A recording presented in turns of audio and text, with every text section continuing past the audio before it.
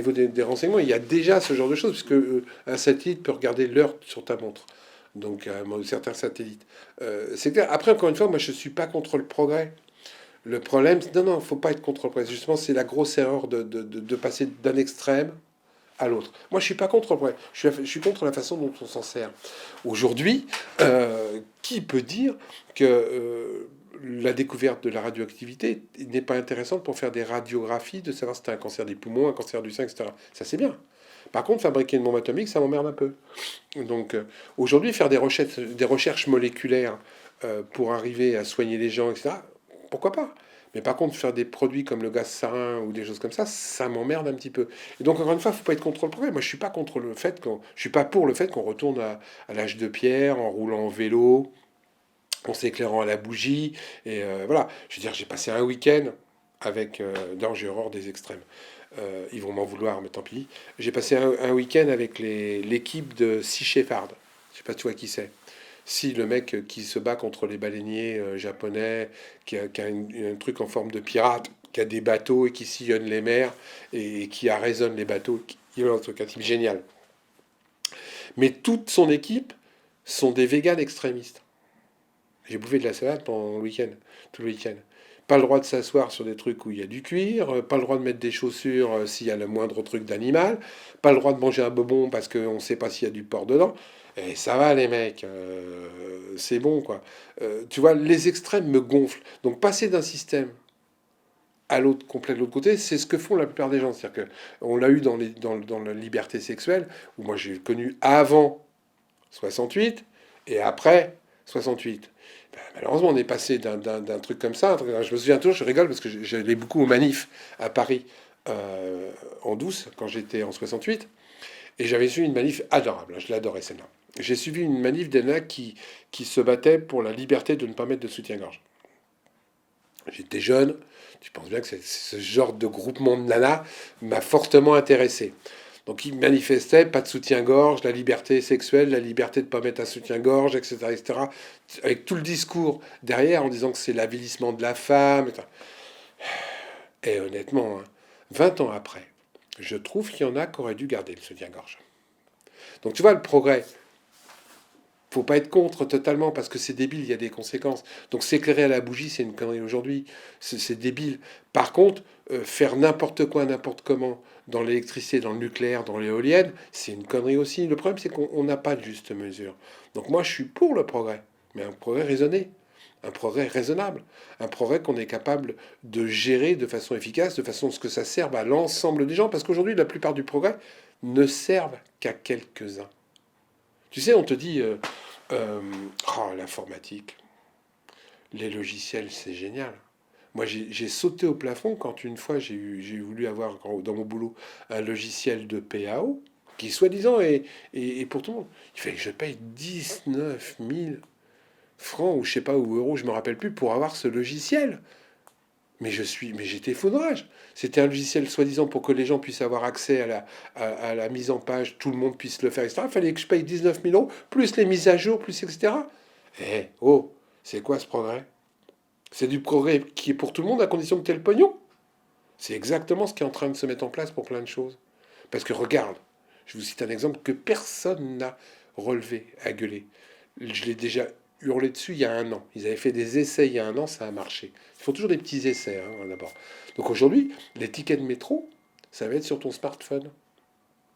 À Paris, ça y est, ils arrêtent la fabrication des tickets de métro. Donc si tu n'as pas ton smartphone, tu ne pourras pas prendre le métro. Si tu n'achètes pas tes tickets de métro sur le smartphone, et encore une fois, on continue le contrôle, puisque pour savoir si tu as pris le métro, il va falloir que tu présentes ton smartphone. Donc on saura à quelle heure t'es passé, où t'es passé, quel type de billet t'as pris, combien de fois tu prends le métro par jour. Parce que ça aussi, les gens ne se rendent pas compte de la liberté qu'on est en train de leur bouffer sous des prétextes de sécurité et de facilité. Quand sur ton smartphone, tout va être enregistré, l'endroit, l'heure à laquelle tu auras pris ton métro. Mais qu'est-ce que c'est facile de te pister. Alors qu'il y avait le ticket de métro, bah, je mettais mon ticket et puis basta. Hein. Je le disais souvent par rapport au chèque. La carte de crédit, c'est bien, mais avec une carte de crédit, moi je sais tout ce que tu fais aujourd'hui. Alors qu'un chèque, ok, c'était fastidieux, fallait le remplir. Mais moi je te faisais un chèque à Paris. Tu pouvais l'encaisser à Marseille. Tu le mettais dans la banque à Marseille et puis ni vu ni connu. Enfin, je ne cherche pas à cacher, mais tu avais la liberté du choix d'où tu encaissais ton argent et à qui tu le faisais. Je pouvais te faire un chèque et tu l'encaissais un mois après. Un mois après. Parce que, bah, excuse-moi, j'ai un problème de pognon. Combien de fois on faisait ça? C'est-à-dire que je te faisais un chèque. Tu peux le mettre dans 15 jours, s'il te plaît, parce qu'en ce moment, je suis un peu raide. Carte de crédit, ma cash, moi, loup. Je te fais ma carte de crédit, c'est tout de suite que la banque récupère le pognon et te prend un... T'es niqué. Donc où sont les facilités de liberté que tu as? Il y en a plus. Et les gens ne se rendent pas compte de ça. L'ensemble de... C'est vachement plus pratique. Mais même moi, je me fais piéger. Moi, je me suis battu pendant je ne sais pas combien de temps sur les parcs-mètres à Paris. Parce qu'ils sont vicieux dans leur système. Je ne trouve plus à Paris de parcs-mètres où je peux mettre... Avant, je cherchais les parcs-mètres où on mettait des pièces. Donc, parcs-mètres, les pièces, il n'y en a quasiment plus maintenant. Donc maintenant, c'était la carte de crédit. Donc j'étais niqué. À un moment donné, j'étais obligé de prendre le carnet pour pouvoir me garer dans des rues à Paris. Mais maintenant, ils suppriment les parcs-mètres avec les cartes de crédit. C'est sur le smartphone. Et pour t'obliger à faire sur le smartphone, tu trouves plus de parcs-mètres à moins de 1 km de l'endroit où tu veux te garer. C'est vachement futé. Tu as l'impression que tu es libre. Tu as l'impression que tu peux encore. Si tu prends ton smartphone, si tu prends l'abonnement qui te vendent là, comme quoi à la minute près sur ton smartphone, mais les gens ne se rendent même pas compte parce que derrière, il y a plein de choses. Avant, quand il y avait les parcs-mètres, tu viens, tu avais 10 minutes de battement, tu venais remettre tes pièces, etc. Mais avec le smartphone, non, c'est à la minute près. Donc, comme tu es sur ton smartphone, il y a marqué l'horaire à laquelle tu t'es gré et l'argent que tu as mis. Quand tu arrives à 15h32, si jamais tu n'as pas remis des sous sur ton smartphone pour ton parc-mètre, tu as l'amende. T'es niqué. T'as perdu. Ils l'ont fait déjà dans les parcs-mètres souterrains, les gens ne se rendent pas compte. Je donne ça comme exemple. Dans les parcs-mètres souterrains, avant, et c'est tendance à généraliser, tu avais les machines. Tu vois, les machines où tu allais mettre tes sous pour aller à ta voiture. Tu me suis? Donc tu descendais, tu mettais ta carte, et puis tu allais à ta bagnole. Tu avais 10 minutes de battement entre le moment où tu payais et le moment où tu sortais. Vous me suivez jusque-là? Et maintenant, ils ont inventé le smartphone pour ça. C'est-à-dire que tu payes directement à la sortie. Directement à la sortie. Vous me suivez? Mais la différence, c'est que tu payes 10 minutes de plus. Parce que là, c'est aussi à la minute. Ils t'ont vendu ça comme tu payes que ce que tu consommes. Non, non. Tu payes plus aujourd'hui. Parce que tu vas à ta voiture, tu montes dans ta voiture, etc. Tout le temps que tu ne payais pas quand tu avais payé dans la machine, tu vas les payer maintenant à la sortie, directement. Donc tu vas payer plus cher. Les gens ne se rendent pas compte qu'ils se font niquer doublement. Pour eux, c'est plus pratique. Non, non. Tu t'es fait niquer 2 fois, mon bonhomme. 2 fois. Et les gens malheureusement, cooptent ce genre de choses. Et je dis, attention, réveillez-vous les mecs. Éveillez-vous. Parce que si vous vous rebellez pas, moins vous vous rebellez, plus ils vont rajouter des systèmes comme ça. Et je pourrais vous en citer 50, des systèmes où les gens ne se rendent pas compte qu'ils sont en train de se faire entuber grave, grave. Et on leur vend comme un progrès. On leur vend comme quelque chose de sécuritaire. On le vend comme un facilitateur. Mais ils ne se rendent pas compte que ces facilitateurs-là, c'est les gens qui sont derrière les écrans. C'est les gens qui ont les manettes qui commandent. Toi, tu ne feras que subir.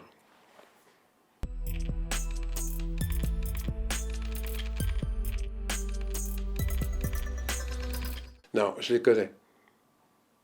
Là aussi, la chance que j'ai dans ma vie, c'est que j'ai fréquenté tellement de milieux que les milieux de gens très riches, je les connais. Donc, c'est plus une question d'argent, parce que ces gens-là ne savent même plus combien ils sont sur leur compte en banque. J'en ai fréquenté, moi, et des gens à un certain niveau, ils savent même plus ce qu'ils ont. Après, c'est uniquement pour faire mieux que le voisin. La bagarre qui est en ce moment entre Bolloré et puis Arnaud et puis l'autre, etc., c'est à celui qui aura la plus grosse quéquette, pardon madame, le plus gros bateau. C'est uniquement pour faire... Il n'y a plus de notion. C'est pas une notion de contrôle, hein. S'en foutent. Ces gens-là pensent qu'ils sont très humains. Ces gens-là pensent qu'au contraire, grâce à eux, ils fournissent du travail à plein de gens. Aujourd'hui, par exemple, on est en train de nous raconter, avec bonheur, puisque ça marche, que l'entreprise, que tout redémarre, que ça va mieux, que le chômage baisse. Si, si, bah, j'ai encore lu il n'y a pas longtemps. On est en train de te raconter ça. C'est vrai. Non, c'est pas un mensonge. Les mensonges sont toujours basés sur des demi-vérités. Donc c'est vrai que le beau chômage baisse. Ouais, tous les emplois de merde augmentent. C'est-à-dire qu'ok, il y a des gens qui trouvent du boulot à 50 balles.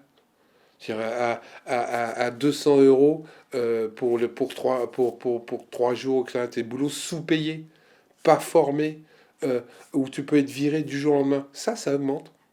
Ça, les sociétés, les boulots de service, ça augmente. Où on te demande d'aller torcher des petits vieux, etc., alors que t'es pas formé, etc., pour 400 balles. Ça augmente. Et comme t'as rien d'autre, eh ben, les gens, ils y vont. Les gens y vont. Alors c'est vrai que sur le papier, il y a moins de monde. Ils sont en train de supprimer les gens. Il faut savoir aujourd'hui. Hein. Les gens ne le savent même pas. Parce que tous les gens qui sont pro-gouvernemental n'écoutent que ce qu'ils veulent écouter. Mais aujourd'hui, on te radie du chômage si tu réponds pas à un mail que tu n'as jamais reçu.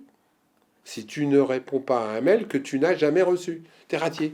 Et le nombre de gens qui radient, mais c'est un fou. Les assurances chômage qui viennent de réduire, mais personne ne se rend compte que c'est une folie. Ou ce que je jure, je l'ai mis dans mes livres il y a 2 ans.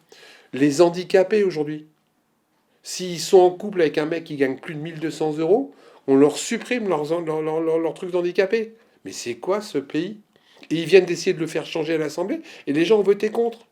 C'est-à-dire que moi, quand t'es handicapé, t'es handicapé. Si t'es reconnu handicapé, donc tu touches ce qu'on appelle l'AAH, etc. C'est 800 euros.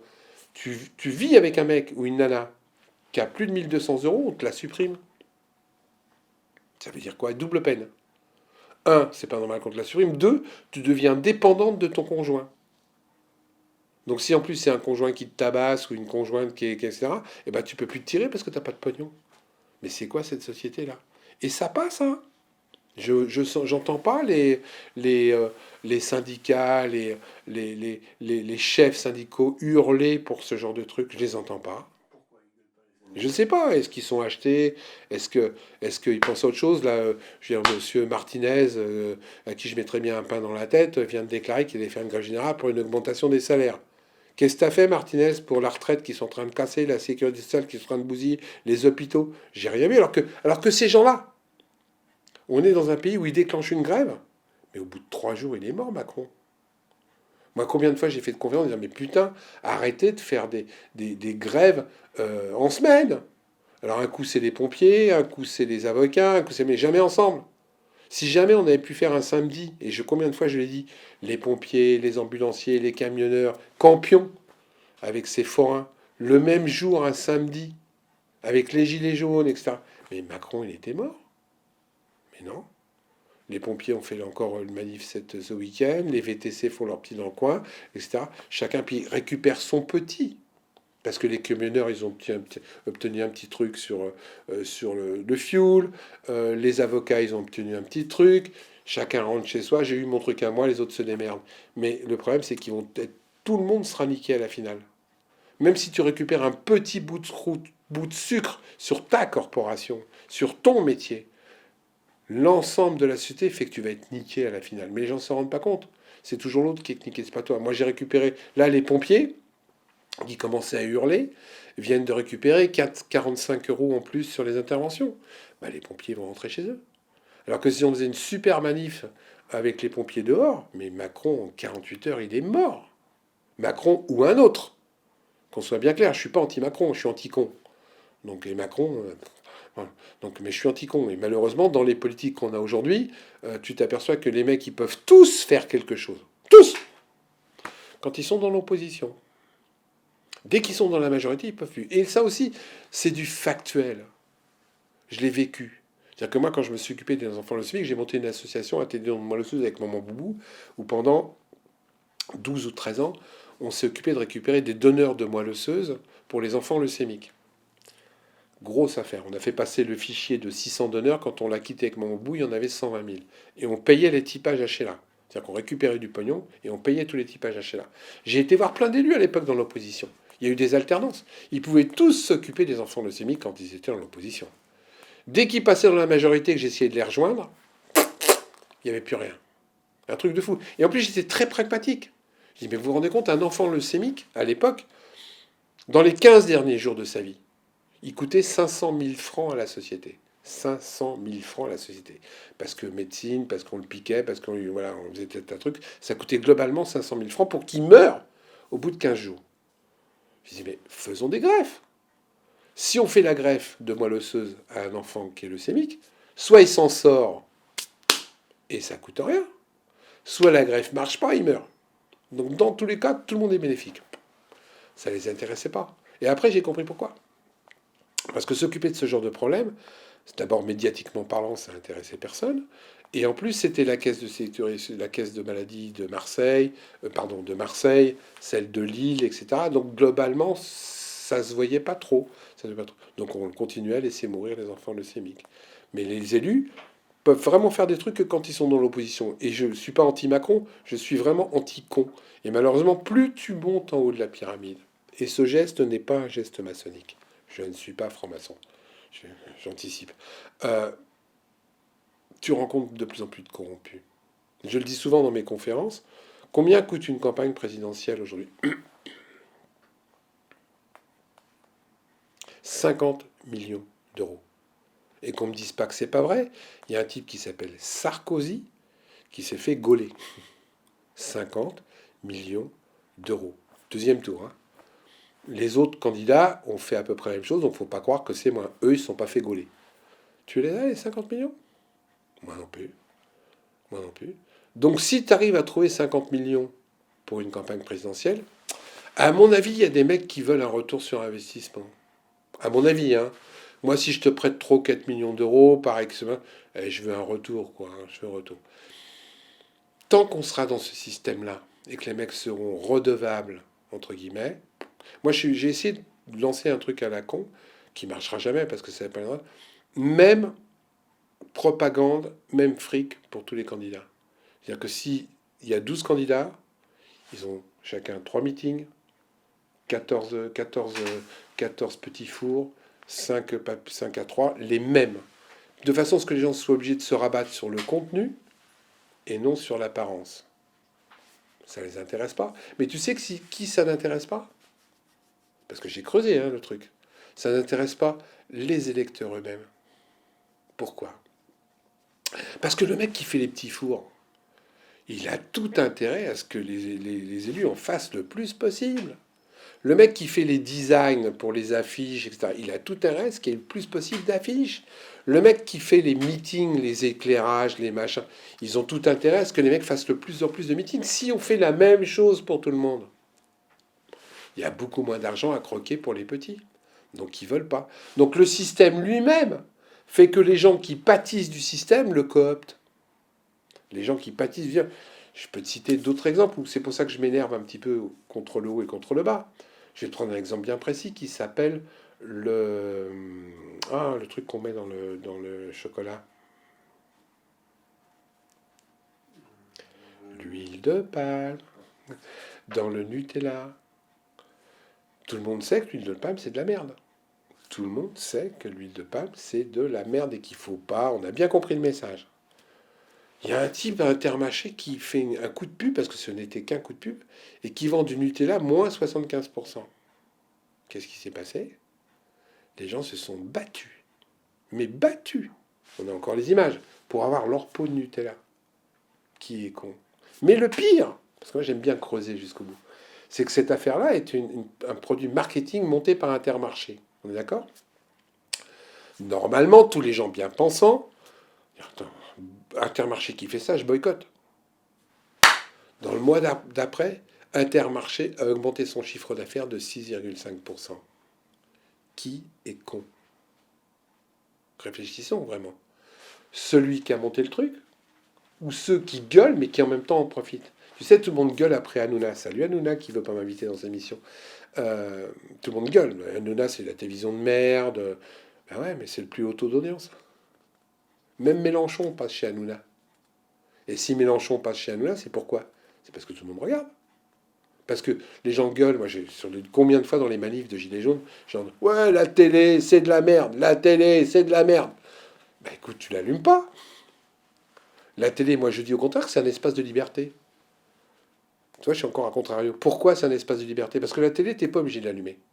Parce que la télé, tu peux choisir la chaîne que tu veux regarder. Parce que la télé, s'il y a une émission qui ne te plaît pas, bah, tu changes de chaîne. Ça s'appelle le progrès raisonné. Mais les gens, non. Ils allument la télé, ils vont vers le plus merdique, Hanouna.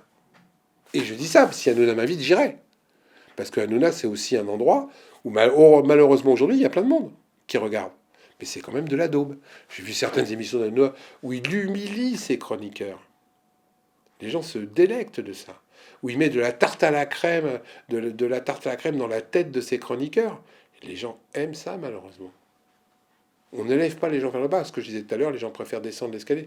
Et voir quelqu'un qui est humilié inconsciemment, où ils sont obligés excusez-moi, de lui sucer la bite pour continuer à être chroniqueur chez lui, parce qu'il les paye bien. Moi, je suis un peu déboussolé sur le fait que les gens veulent vraiment changer de société et en même temps sont tellement bien dans la société de merde qu'on leur propose, ils se rendent même pas compte que plus ils regardent des trucs de merde, plus on va leur proposer. Parce que le principe, il est là à la télé. Hein. Je le dis souvent. Si tu regardes pas une émission, les mecs en haut, ils sont pas cons. Hein. Ils arrêtent de te la présenter. Plus tu la regardes, et bien, plus ils te servent de la merde. Plus tu regardes les soupes où tu as des jeunes, mais moi je suis affolé du niveau intellectuel des jeunes qui sont ensemble dans les Marseillais de Marseille, etc. Je ne sais pas si vous connaissez ce genre d'émission à la con. Euh, plus vous regardez, plus ils vous en servent. Hein. Plus vous regardez, plus ils vous en servent. Le niveau est bas, les jeux sont nuls, il n'y a rien à voir, c'est des histoires de cul, des histoires des mecs sur dedans. Tu te rends compte que les gens eux-mêmes scénarisent leur façon de se comporter parce qu'ils savent que s'ils font ça, ils vont rester plus longtemps dans l'émission. Et ben ils vous en serviront encore. Encore une fois, la liberté, c'est nous qui la choisissons. Le problème, c'est qu'on choisit souvent des mauvaises libertés. Ce qu'on croit être des libertés, comme le fait d'avoir une carte à la place de l'argent liquide, comme le fait d'accepter qu'on nous prélève tout sur nos comptes en banque sans qu'on puisse contrôler. Aujourd'hui, les gens se font prélever, moi je résiste encore, mais je ne sais pas pour combien de temps, se font directement prendre leur note de téléphone sur ton compte en banque, direct. Tu reçois même plus la note, ils te prennent l'argent. Ah ouais. J'ai des gens qui se sont fait retirer 15 000 euros comme ça, parce qu'ils s'étaient fait squatter leur téléphone, puis après pour les récupérer.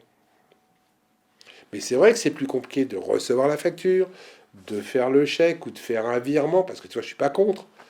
Non, prends directement, c'est pas un problème, je te fais confiance. J'ai une dame, 15 000 euros, ils lui ont pris sur son compte en banque. Et qu'on me dise pas que c'est comme les vaccins, des choses anonymes. Non, non, c'est pas anonyme. La fraude à la carte bleue, c'est un truc énorme, énorme. Toutes les banques le maquillent. Toutes les banques le maquillent parce qu'ils veulent pas, parce que justement, ils te disent continuer à être sécurisé. Mais je dis pas qu'il faut pas s'en servir. Hein. Je dis qu'encore une fois, comme on ne fait pas attention à ce genre de truc, attention, ça nous entraîne vers un système où tu vas plus rien contrôler. Les gens sauront exactement, en début de mois, combien tu peux dépenser.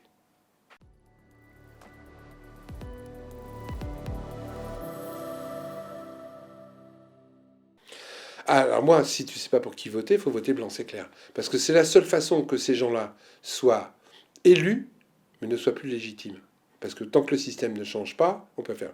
Et aujourd'hui, on est encore dans un système démocratique dont les gens ne se servent plus. On est encore dans un pays où on peut voter.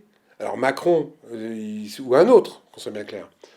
Aujourd'hui, moi, j'en vois pas un qui émerge. Hein, par exemple, moi, je sais que j'irai voter blanc, c'est clair. Et je ne cautionnerai pas ces gens-là. Par contre, je cautionne le système démocratique. Et plus il y a de gens qui vont... enfin, je fasse gaffe à ce que je dis par rapport à ça. Souvent, les gens me disent, ouais, mais le vote blanc, ça sert à rien. Ben ouais, ça sert à rien parce qu'il n'y en a pas assez. Tant qu'il n'y aura que 5% de bulletins blancs, ils changeront jamais la loi. Jamais. Pourquoi tu veux que je me fasse chier pour changer la loi pour 5% de blancs? Je vais même vous donner un exemple dont les gens n'ont pas fait gaffe. C'est que sur l'élection de Macron, au deuxième tour, j'en fais partie, il y a eu 8% de blancs. 8% de blancs. Il n'y a jamais eu ça depuis 1958. Ils se sont vite empressés d'évacuer le problème. On n'en a pas parlé de ces 8%. Pourquoi? Parce que si on commence à trop en parler, c'est pas bon. Je le dis aussi dans une de mes conférences. Une fois, il y a des élus, il y a 3 ou 4 ans, j'ai mis dans un de mes livres aussi, ils se sont réunis en commission pour tout parti politique confondu. Je précise bien, tout parti politique confondu. Pour savoir si on n'allait pas mettre les bulletins blancs dans les bureaux de vote. Bulletin du candidat A, bulletin du candidat B, et un bulletin blanc à côté. Au bout de 3 semaines, ils ont arrêté l'idée, hein, parce qu'ils ont vite compris que s'ils mettaient des bulletins blancs dans les bureaux de vote, les gens allaient les prendre. Donc j'ai dit aux gens, moins vous voterez blanc, moins ils s'en serviront. Alors que si un jour demain, il y a 60% de bulletins blancs dans l'urne, ce qui est à peu près aujourd'hui, il y a des endroits où il y a 90% de gens qui n'ont pas voté ou qui ont voté blanc quand tu fais les comptes. Donc les gens ont été élus avec un électeur sur 10. Moins de un électeur sur 10. Je le dis souvent, il m'en veut à mort d'ailleurs. Le remplaçant de Valls, salut Monsieur Choix. Monsieur Choix, député, donc moi j'estime arriviste, a été élu avec 0,9 électeurs sur 10. Le remplaçant de Dassault, ça te parle Dassault, a été élu au conseil départemental avec 0,6 électeurs sur 10. Juste un peu plus d'un demi-électeur sur 10. Est-ce que c'est ça la démocratie? Eh bien c'est ça qu'aujourd'hui les gens ne se comprennent pas, qui est en train de s'accentuer, parce que c'est ce qui va se passer à la prochaine présidentielle. Hein. Là aussi, je ne sais pas si ton truc sortira avant, mais je te donne un scoop. Si Macron, et comme c'est bien parti, continue à obliger les gens à avoir le pass sanitaire jusqu'en juillet 2022, il va donc y avoir besoin du pass sanitaire pour aller voter. Or, quand on réfléchit bien, tous les gens qui sont anti-pass sanitaire, anti-vaccin, à 99%, c'est des anti-Macron. Donc ces gens-là, ils vont encore pas aller voter en plus. Mais Macron, il est réélu dans un fauteuil. Aujourd'hui, aux dernières statistiques, il n'y aura que 50% de gens qui vont se déplacer pour les présidentielles. Parce que dégoûtés, parce qu'on ne sait pas pour qui voter, etc. Donc aujourd'hui, c'est ce qui ressort. Donc 50% des gens qui vont voter, moins les gens qui ne voudront pas faire leur passe sanitaire et payer 22 balles pour aller voter. Parce que c'est ce qui va se passer. Macron va dire, ne vous inquiétez pas, on va vous mettre un truc de PCR payant à l'entrée des bureaux de vote, donc vous pourrez aller voter si vous voulez. C'est l'astuce, hein, c'est l'astuce de communication. Donc il y aura à peu près 40% de gens qui vont pas aller voter, qui vont aller voter. 40% de gens avec 10 candidats. Parce que c'est ce qu'il va y avoir. L'émiettement, Macron est réélu.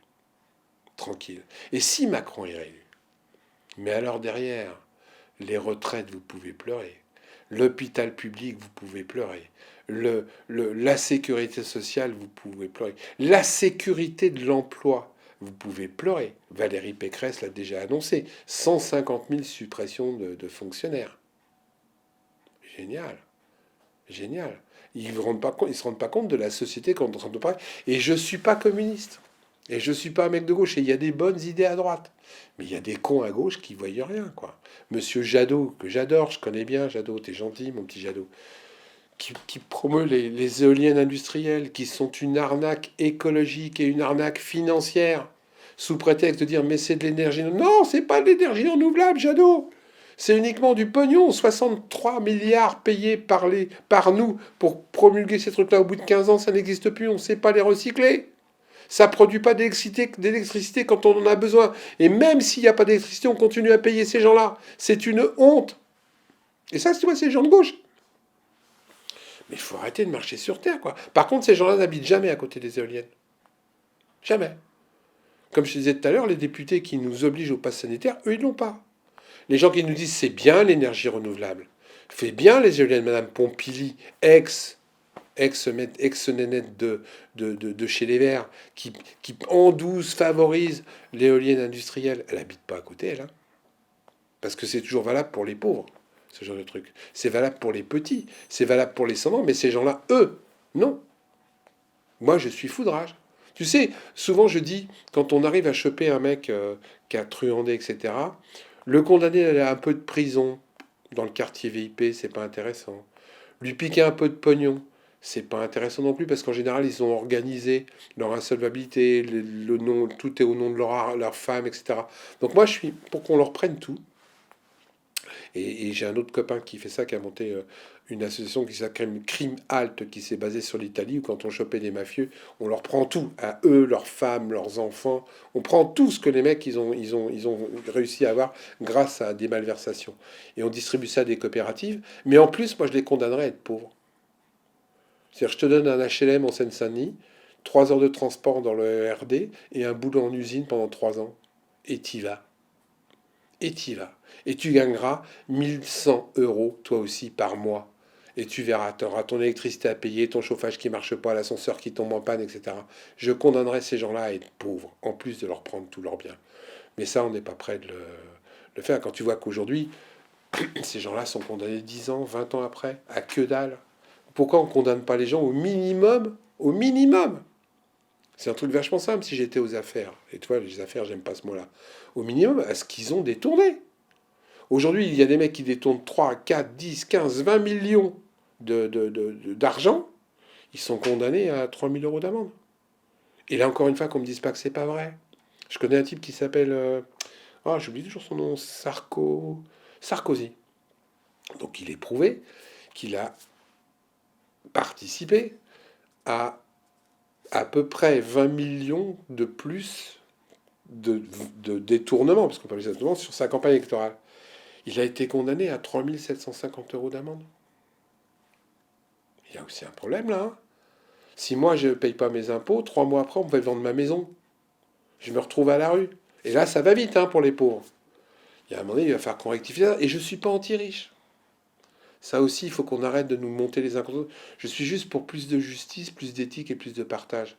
Moi, je suis pas contre quelqu'un qui travaille beaucoup, qui gagne beaucoup d'argent. Mais moi, ça me gêne pas du tout. Par contre, il y a des limites. Et aujourd'hui, il n'y a plus de limites. Et je cite souvent un exemple pour ça. Et je prends mon fils d'ailleurs. Avant, pour devenir riche, très riche, il fallait une vie.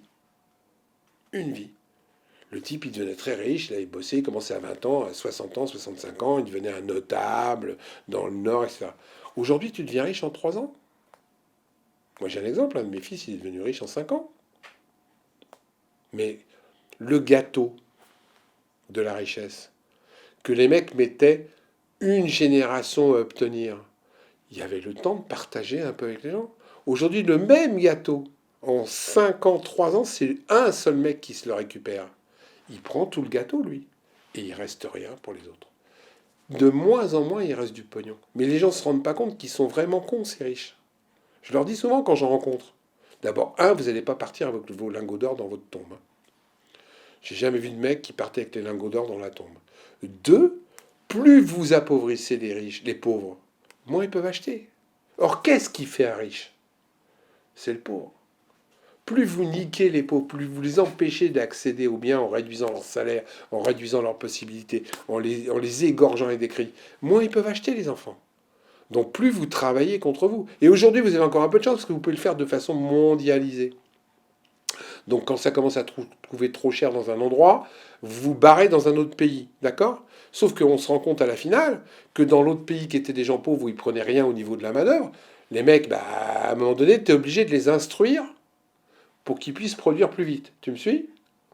Mais si tu les instruis pour qu'ils produisent plus vite, les mecs ils commencent à se dire oh putain, je suis un peu exploité. Comme ça arrive en Chine ou ailleurs. Et comme ils sont un peu exploités, qui commencent à être instruits, les mecs se disent hey, moi je veux bien continuer à travailler, mais tu me payes plus. Donc le produit commence à redevenir plus cher. Et à un moment donné, ils sont obligés d'aller ailleurs. Mais à un moment donné, ça ne dure pas ça. Donc un peu, puis ils reviennent en France. Mais ça, c'est la fin du cycle. À un moment donné, ils seront niqués. À force d'exploiter les gens à mort, de toute manière, ils ne peuvent plus consommer. S'ils ne peuvent plus consommer, le riche, il lui restera rien.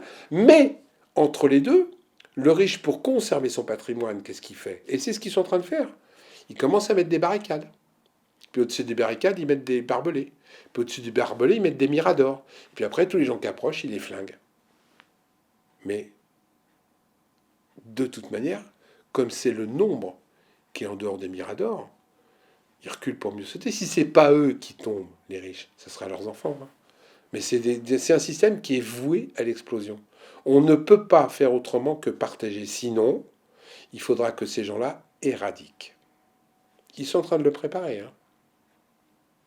Je te le dis, moi aussi, j'anticipe, mais vous verrez que ça se vérifie. Ils sont en train de préparer le fait que les gens n'auront plus le droit de faire des enfants.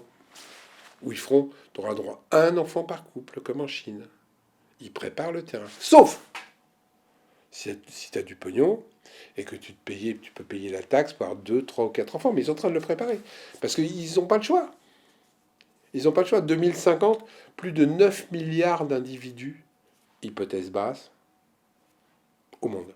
Plus de 9 milliards. Il n'y aura pas assez de tomates pour tout le monde.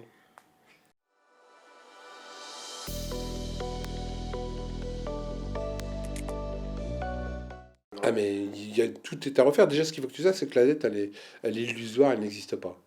C'est un mensonge éhonté, fabriqué par les gens. Je vous explique un truc vachement simple. Donc, on emprunte aux banques, d'accord? Pour soi-disant. Et donc, ça crée de la dette. Sauf que qui c'est qui met l'argent dans les banques? Donc, c'est avec mon propre pognon que je rembourse de l'argent. Tout ça, c'est virtuel. À un moment donné, on pourrait complètement l'éradiquer, la dette. Pourquoi on ne le fait pas? Alors, je vais te citer un autre exemple bien précis. Pour se déculpabiliser, souvent, nos États euh, dits riches, dans un excès de générosité, annulent la dette de tant de milliards de tel pays pauvre, de tel... Je dis, mais attends, si vous pouvez le faire pour eux, pourquoi vous ne le faites pas pour nous?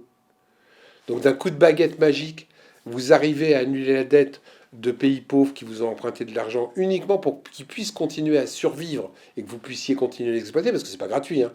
Quand ils annulent la dette, c'est parce que les pays pauvres ils sont pris jusqu'à la gorge et que s'ils l'annulent pas, le pays va être en banqueroute, va être en faillite et ça va être encore plus grave pour les braves blancs qui les exploitent. Donc c'est pas gratuit. Mais s'ils le font pour eux, pourquoi ils le font pas pour nous? On peut. Donc la dette, c'est purement illusoire. C'est du pipeau qu'on te raconte. Parce qu'en plus, aujourd'hui, on ne rembourse même pas la dette, on paye que les intérêts sur la dette. Donc on paye des intérêts sur une dette de l'argent qui est à nous. N'oubliez jamais que l'argent des banques, c'est le nôtre. C'est pour ça qu'ils nous obligent à mettre l'argent dans les banques. C'est pour ça qu'ils sont en train de supprimer l'argent liquide. C'est pour pouvoir mieux nous contrôler. Aujourd'hui, tu peux même plus recevoir de l'argent liquide dans ton salaire. Moi, j'ai connu une époque où tu recevais 1500 francs de ton salaire en liquide. C'est fini, parce qu'ils veulent continuer à contrôler. Mais c'est quand même que notre pognon. Donc arrêtez avec la dette, c'est du pipeau la dette. C'est uniquement pour entretenir le fait que les gens se sentent liés. Moi, je me sens pas redevable hein, par rapport aux banques. Tu peux pas savoir les scandales que je fais quand la banque me fait une erreur sur mon compte. J'ai pendant 5 ou 6 ans, j'ai pas payé ma carte de crédit, hein. C'est mon pognon. C'est moi. Et toi, aujourd'hui, mais c'est un fou. Je vais te donner un exemple de ce que je fais. Quand je retire de l'argent liquide à la banque et qu'on me dit c'est pourquoi faire, je réponds souvent trafic de banque, trafic de drogue. Ben, monsieur Pasco, je ne peux pas dire ça sur le truc. Ben si, pourquoi vous me demandez ce que je veux faire de mon argent? Montrez-moi un texte de loi qui m'oblige à vous dire oui, mais c'est pour lutter contre le trafic de drogue. Pardon? 1 000 euros, vous luttez contre le trafic de drogue? Mais vous êtes tellement conne, madame la caissière de banque, pour croire ce genre de conneries. Alors que moi, il y a des gens qui virent des 1 million, des 2 millions d'euros d'un compte à l'autre, et là, vous leur demandez aucun justificatif. Et moi, pour 1 000 euros, vous me demandez ce que je veux faire de mon argent. Marqué trafic de drogue. Mais comment on peut se laisser berner par... En plus, il n'y a aucun texte de loi qui dit que tu dois dire ce que tu fais de ton argent. C'est uniquement une recommandation de Tracfin et un truc entre banques. Donc moi, trafic de drogue, j'ai pas à vous dire ce que je vais faire de mon pognon, mais les gens se rendent pas compte qu'ils se font contrôler, qu'ils sont d'accord, c'est le pouvoir qui te le dit. Donc comme c'est le pouvoir, ça doit être vrai. Mais pourquoi ils le font pas? Je vais te donner un exemple. Monsieur Guéant, ça te parle? 500 000 euros de virement sur son compte banque pour acheter 2 tableaux hollandais. 500 000 euros de virement sur son compte pour acheter 2 tableaux soi-disant hollandais. Tracfin n'a été au courant que 5 ans après. À lui, on ne lui a pas demandé c'était pourquoi faire avant que le scandale sorte. Pourtant, lui, c'était 500 000 euros. Donc là, encore une fois, pourquoi au petit, on demande absolument ce qu'il fait de son argent et qu'on ne demande pas au gros? Moi, je trouve ça complètement logique. Et en plus, il faut que tu saches que la banque a déclaré à Tracfin, tout ce que je dis est factuel, hein, Madame la Banque, j'ai les preuves. La banque n'a déclaré à Tracfin les 500 000 euros de virement de Monsieur Guéant que quand ils ont su que le lendemain, il y avait un article qui paraissait dans France Soir. C'est-à-dire qu'avant qu'ils sachent qu'un article sortait dans France Soir, à l'époque, ils n'avaient rien déclaré. Ils ne lui avaient pas demandé d'où était le pognon. Pourquoi? C'est parce que c'était un ancien ministre? C'était un bras droit de Monsieur Sarkozy? Moi, je suis le bras droit de la femme de ménage. Je vois pourquoi on me donne pour, j'ai pas les mêmes droits que ce monsieur. Et ben, tu vois, le problème il a, c'est que les gens, ils sont d'accord avec ça, plus ou moins. Plus t'es pourri, plus quelque part. Je cite souvent mes bouquins. Quand j'ai sorti mon premier livre en 2013 avec Madame Archaoui, Graziella, journaliste hors pair, on a mis 400 noms d'élus qui avaient mis les doigts dans la confiture. 400 noms d'élus qui avaient mis les doigts dans la confiture. Les gens vont lire ça, ils vont pas être élus. Mars 2014, l'élection arrive. Allez, je veux dire, 70% des connards qu'on avait mis sur leur livre ont été réélus haut la main au premier tour. Qui est con? Comment ça se fait que des Guérini, des Balkany, des machins? Parce que les gens sont tellement gentils qu'ils veulent tous des élus propres, honnêtes, mais pas le sien. Bah non, attends, le mien, je le connais, il me tutoie, je le connais depuis que je suis petit. Il m'a trouvé du boulot pour ma fille, il m'a fait sauter mes amendes, il m'a arrangé mon coup sur le terrain. Mais non, pas lui. Pas lui. Mais non, non, non. La corruption, c'est pour tout le monde. C'est pas seulement pour les autres. Et ça aussi, ça m'énerve chez le peuple, entre guillemets. Tout le monde est écologique. Tout le monde veut des trucs écologiques. À condition d'avoir Carrefour à 5 minutes. Tout le monde veut que l'huile de palme soit supprimée. Sauf dans mon Nutella, comme je t'en parlais tout à l'heure.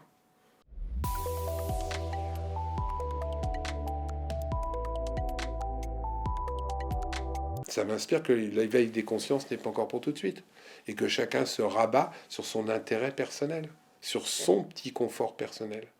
Encore une fois, c'est difficile de partager. Je cite un truc dont je me suis occupé pendant quelques années et j'ai gueulé sur la fabrication des ballots de foot. Il y a eu un grand scandale il y a une quinzaine d'années sur les ballons de foot qui étaient fabriqués par des enfants en Inde, etc., qui les cousaient, qui les retournaient, qui commençaient à bosser à 5 ans. Tout le monde a hurlé, hurlé.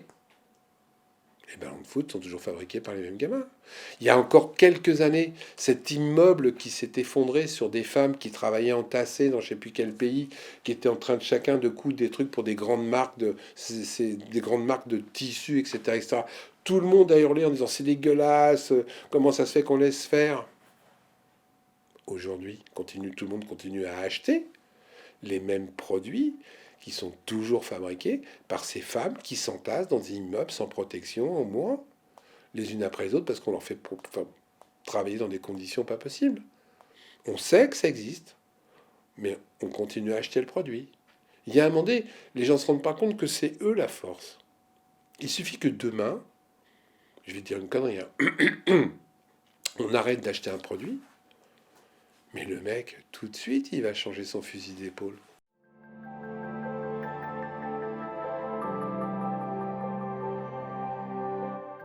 C'est pire que ça. Si tu lis mon dernier livre, il y a 2 pays où Coca a pris le contrôle du pays.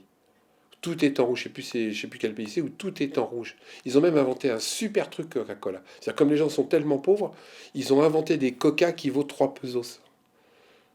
Les mecs sont tellement accros que dès qu'ils ont 2 pesos, ils vont acheter un Coca. Mais comme il ne faut pas se payer la grande bouteille, ils ont inventé des petites bouteilles qui vaut, je vais dire 20 centimes, 20 centimes d'euros ici. Et tout est en rouge. Les bâtiments sont en rouge. Tout le président de la République. Le président de la République, alors qu'il était président de la République dans ce pays-là, était un employé de Coca depuis 1974. J'ai plus le nom en tête, mais c'est dans mon dernier bouquin, dans Mensonge d'État, ou Pilleur de vie. Non, c'est dans Pilleur de vie. Dans Pilleur de vie, où je traitais ça. Donc même le président de la République était payé par Coca depuis 1974.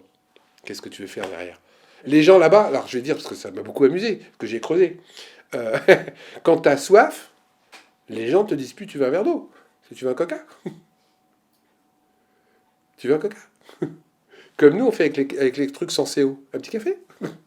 Tu vois, tout le monde a ta machine sans CO, tu veux un petit café? Et bien là-bas, c'est t'as soif? Tu veux un Coca? C'est complètement. Mais les gens ne se rendent pas compte, c'est un truc de fou. Mais en France, ça arrive aussi, hein. Là aussi, excuse-moi, je peux en parler, mais le Coca est en train de prendre entre guillemets, le monopole de l'eau souterraine. De l'eau souterraine. Il y a des endroits, je crois que c'est du côté de Vichy, où Coca est en train d'assécher complètement la nappe phréatique. L'eau est encore gratuite. Donc il la pompe, il passe un accord avec le mairie, il paye un petit peu, comme les éoliennes industrielles, il file un petit peu de pognon aux maires du coin, il file un petit peu de pignon aux agriculteurs à qui ils font la vente, et ils sont en train de pomper toute la flotte pour faire du coca. Alors que pour faire 1 litre de coca, je dis une bêtise, hein, il faut 10 litres d'eau. Donc c'est un truc de fou. C'est un truc de fou. Mais ça marche, c'est le pognon. C'est le pognon. Et les gens plongent. Moi, je connais plein de gens aujourd'hui. Alors, je suis pas pour qu'on boive du vin, hein, qu'on soit d'accord. Tu les invites à déjeuner. S'il n'y a pas de coca sur la table, ça va pas. Maintenant, c'est rentre dans les mœurs en France aussi. Si à table, le midi et le soir, tu bois du coca. Attention.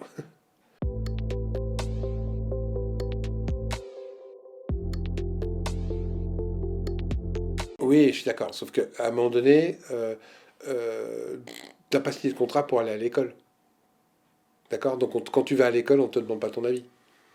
Donc il y a des évidences des fois que tu peux pas remettre en cause tous les 6 mois parce que la génération suivante arrive. Donc à un moment donné, c'est une évidence. Par contre, je suis d'accord pour qu'on revoie la Constitution avec Étienne, mais à la méthode islandaise. C'est-à-dire que contrairement à Étienne, moi je dis pas ces ateliers constituants, il est adorable, hein, mais ça fait 10 ans qu'il fait des ateliers constituants, ils en sont à l'article 1. Et après, il faut réunir tous les ateliers constituants pour qu'ils fassent une synthèse de l'article 1. Bah oui, c'est dans ce système. Moi, je dis arrête, Étienne, ça c'est de la connerie. Mais j'adore, hein. On prend 200 personnes comme en Islande tirées au sort, je sais pas, après c'est à définir. Ils se mettent 3 mois dans un truc, ils nous refont une constitution et on statue dessus. Là, je suis d'accord. Mais c'est aussi commencer à trouver des attitudes constituantes à des enfants de 3 ans. Parce que je comprends, l'enfant de 3 ans, tu peux pas lui demander de réagir dans la vie s'il n'est pas au courant. Il faut qu'il puisse décider. Donc si tu vas dans la logique où ils vont, et j'en ai discuté plusieurs fois, il faut y compris les enfants de 3 ans, quoi. Non, non, excuse-moi. Un enfant de 3 ans, c'est fait pour jouer. C'est fait pour réveiller son esprit, mais c'est sûrement pas pour commencer à lui apprendre la Constitution. C'est une connerie. Que tu lui apprennes le civisme, oui, que tu lui apprennes l'éthique, oui, que tu... Mais bon, à un moment donné, tu vois, faut pas trop tomber dans les extrêmes non plus. Moi, je remets pas en cause un certain nombre de choses, si c'est des bonnes choses. Par contre, on peut les faire évoluer. Par contre, on peut les bonifier.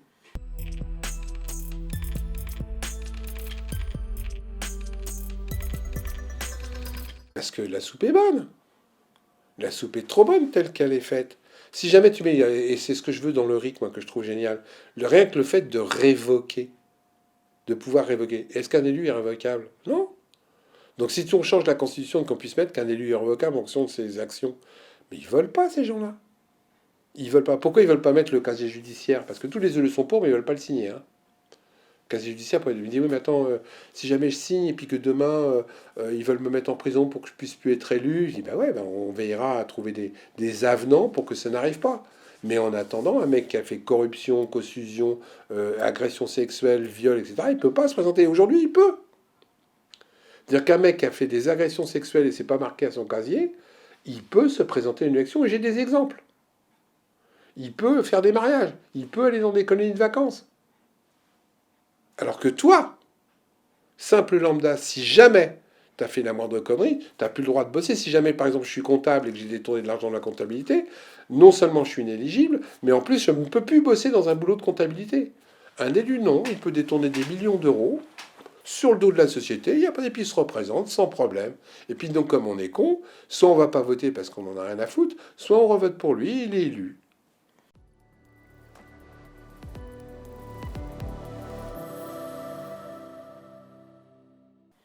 Aujourd'hui, j'en ai pas. Une prise de conscience collective, j'y crois pas. Ce qui pourrait changer la donne, c'est une grosse bavure qui entraîne un mouvement populaire. Mais je me méfie énormément de ça parce que dans les cas de révolution spontanée populaire, en général, c'est pas des bons qui émergent. Donc on prend un mec, on remplace un type qui gueulait contre les privilèges et les privilèges, ça devient des droits pour lui. Et on s'aperçoit à l'histoire, au regard de l'histoire, que ces mecs-là font exactement pareil que les autres. Donc, et puis dans les cas de révolution spontanée, les mecs qu'on tue en premier, c'est des mecs comme moi. Donc j'ai pas trop envie, quoi. Tu vois, parce qu'on se débarrasse en général de tous les penseurs raisonnés. On prend que les extrêmes dans ces cas-là. Et les extrêmes me font toujours peur, ça me gonfle. Ça sert à rien d'être un extrême. Sans tomber dans le consensus où tu peux être ferme, avoir des convictions, et moi je suis très ferme et j'ai des convictions, sans tomber dans les extrêmes. Moi, euh, rien ne me gêne à partir du moment où ça gêne pas les autres. Tu vois.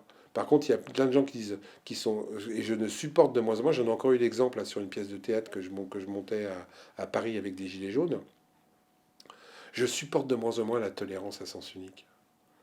C'est-à-dire ces mecs qui sont pleins de valeurs, de gentillesse, etc. Mais dès qu'il y a un mec qui n'est pas d'accord avec eux, il faut le mettre au pilori, il faut le tuer. Ils font pire que les antifachos contre lesquels soi-disant ils luttent. Ça me gonfle. Donc c'est l'éveil de conscience, quoi.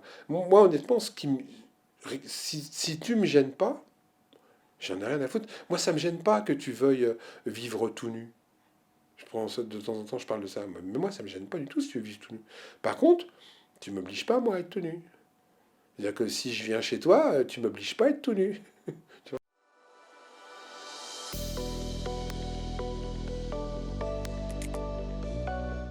Ben oui, mais c'est valable pour plein de choses. Moi, les gens grillagés, j'en ai rien à foutre. Rien à foutre. Si tu veux vivre grillagé sous une burqa qui t'étouffe, où on te voit pas et tu sais pas qui t'es, et tu peux même pas fumer ta clope tranquille si tu fumes, mais c'est ton problème de merde. Par contre, ce qui me gêne, c'est qu'on essaie de l'imposer à tout le monde et que si tu fais pas ça, tu es mal vu. Là, ça me gêne. Moi, j'ai des gosses dans mon boulot qui avaient la crête iroquois, là. Tu sais, le super truc iroquois.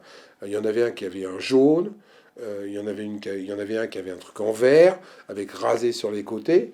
Et en plus, c'était des gosses adorables. Mais ils l'imposaient à personne. Quand ils allaient dans un endroit, ben, ils mettaient une capuche pour gêner personne. Et puis basta. Mais ils faisaient ce qu'ils voulaient. Encore une fois, tu veux faire du naturisme chez toi, ça me va. Mais quand tu commences à être dans la rue, ça me gonfle. Ça me gonfle. Tu rentres chez toi, tu te fous à poil. Mais ça me pose aucun problème. Si vraiment je me sens bien, je viens chez toi, je me mets à poil pour te faire plaisir. Bon, ok, je peux le faire. Mais je l'ai fait, hein, j'ai tourné des caméras cachées comme ça. Je peux le faire. Mais que tu viennes me faire chier dehors, parce que soi-disant c'est ton droit d'être à poil dehors. Non, la société, c'est pas fait pour ça. Et le problème, c'est que souvent les gens sont de plus en plus des tolérants à sens unique, ou ce que j'ai rencontré chez les Gilets jaunes, alors que j'adore, c'est les ayatollahs de l'horizontalité. Oh, alors ceux qui sont contre le pouvoir, pas de chef, pas de machin, pas de bidule, tous au même niveau, mais quelle bande de cons. J'ai vu ce que ça a donné. C'est en général ceux qui gueulent le plus pour être les ayatollahs de l'autorité, c'est ceux justement qui veulent être les chefs. Ouais, pas de chef, personne, fermez vos gueules, etc., etc. C'est moi, mais écoutez-moi. Ils ont complètement foiré le mouvement à cause de ça. Alors que moi, je suis pas contre les chefs. Je suis pour le contrôle des chefs. Je suis pas contre les leaders, parce qu'il faut des leaders, parce qu'il faut des patrons, parce qu'il faut des mecs qui aient de la créativité, alors que d'autres en ont un petit peu moins, etc. Mais par contre, il faut les contrôler. Et ça, il n'y a pas, et on ne veut pas les contrôles. Les élus, par exemple, refusent d'être contrôlés. Mais pourquoi tu ne serais pas contrôlé en tant qu'élu, mon bonhomme? Tout le monde est contrôlé. Mais aujourd'hui, on contrôle de plus en plus la société. Pourquoi toi, qui fais les lois pour nous contrôler, c'est quand même un non-sens, hein. C'est-à-dire qui vote les lois pour nous contrôler, toi, tu refuses même de donner tes notes de restaurant pour qu'on te contrôle. Il y a quand même un non-sens. Commence par t'appliquer ce que tu veux nous appliquer à toi, puisque tu dis que c'est bien pour la société. Pourquoi toi, en tant qu'élu, tu le fais pas? Pourquoi toi, tu refuses le pas? Pourquoi toi, tu refuses de contrôler tes notes de frais? Il n'y aurait pas un peu de truandage là-dessus? J'ai l'impression quand même. Hein. J'en ai quand même repéré quelques-uns dans mes livres.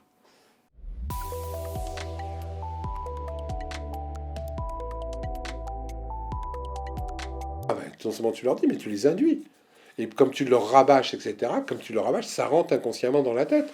Et puis c'est, mais comme ils ont fait, etc., aujourd'hui, je ne veux pas citer Orwell, mais on est en plein dedans, hein, dans la ligne longue. Hein. Mais ils savent la manipuler à mort. À mort. Moi, je me souviendrai toujours, j'ai fait quelques interviews du temps où ils m'invitaient encore dans les télés qui n'avaient pas peur. Ou après, ils me connaissaient. Hein. Donc, quand j'avais un député, ils ont tous un téléphone spécial, les députés, qui est fourni par l'Assemblée nationale. Et il faut que tu saches qu'il y a une cellule spécifique à Matignon et à l'Élysée qui est là pour répondre aux questions des mecs en direct. C'est-à-dire que moi, je voyais les députés, 2 fois je les ai vus. Hein. Ils regardaient sur leur téléphone, en fonction de ce que moi j'étais, etc., ce qu'il fallait répondre. C'est un bonheur. Ils n'ont rien à foutre, ils regardent leur téléphone. Et ça s'appelle. Ils te contrent, les mecs. Qu'ils analysent, il y a des mecs qui analysent qu'il faut répondre ça, etc.